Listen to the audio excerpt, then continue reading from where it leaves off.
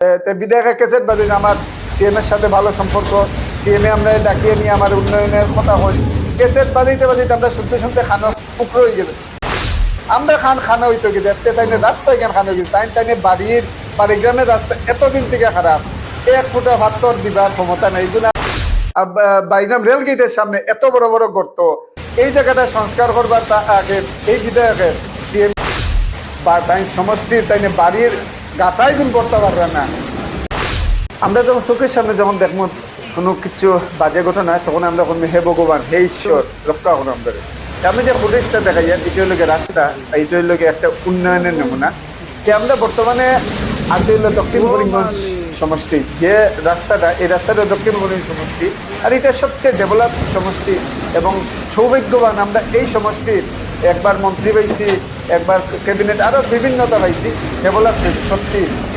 আর এই যে রাস্তাটার কথা হইয়ার এটা হইল বর্তমানের আসাম সরকারের সিএম হিমন্ত বিশ্ব শর্মার একদম ক্লোজ সম্পর্ক। অর্থাৎ আমরা ক্যাসেটে সবসময় শুনি, ফেসবুকও এবং ইউটিউবও সবসময় আমরা শুনি এক বিধায়ক, যে বিধায়কের সবসময় উন্নয়ন নিয়ে হয়।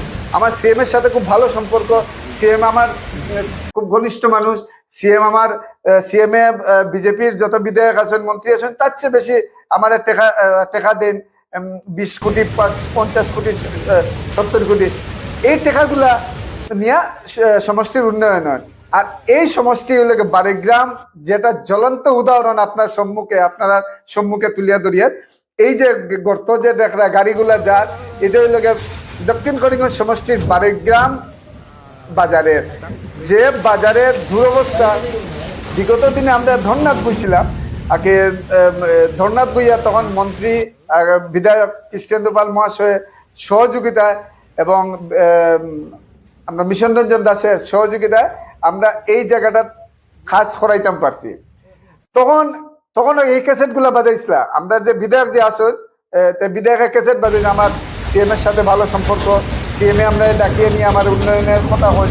ক্যাসেট বাজাইতে বাজাইতে আমরা শুনতে শুনতে খানো উপরে হয়ে গেছে। আমরা খানা হইতো কি দেখতে তাইনে রাস্তায় কেন খানা হয়ে গেছে তাইনে বাড়ি গ্রামের রাস্তা এতদিন থেকে খারাপ।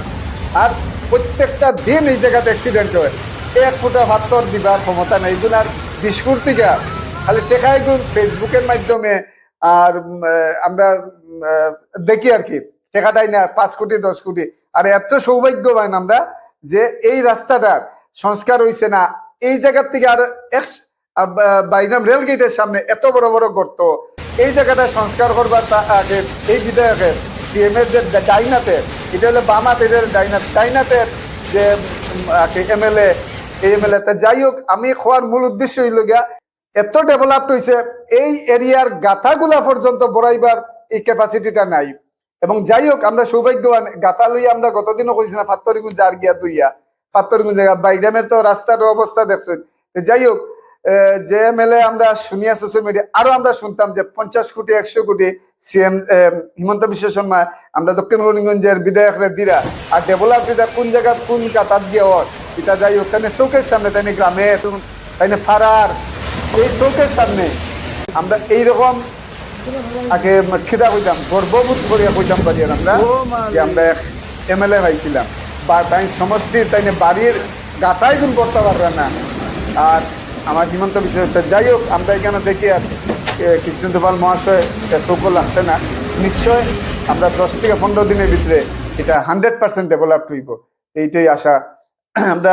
আমরা খেয়াল লাগে না কৃষ্ণেন্দু পালের যে দৃষ্টি আকর্ষণ হয় এটা সত্যিই ডেভেলপ হইবার কিছু কোনো ধরনের বাধা লাগে না। যাই হোক, আমরা আরও শুনতাম সোশ্যাল মিডিয়ার মাধ্যমে সিএম স্যারে আমার ডাকিয়ে নিয়ে 15 লাখ 20 লাখ 25 লাখ 50 লাখ ডেভেলপটা লেগে আপনার ডেভেলপ আপনার কাছে রাখেন, আপনার গাতই বড়াইতে পারবে না। যাই হোক, আমার কথাবার্তা আমাদের কোনো ভুল ত্রুটি দেখাতে ক্ষমা দৃষ্টি দিন। সবাই সুস্থ তখন ভালো তখন আর চৌকের সামনে দাঁড়িয়ে দিলাম।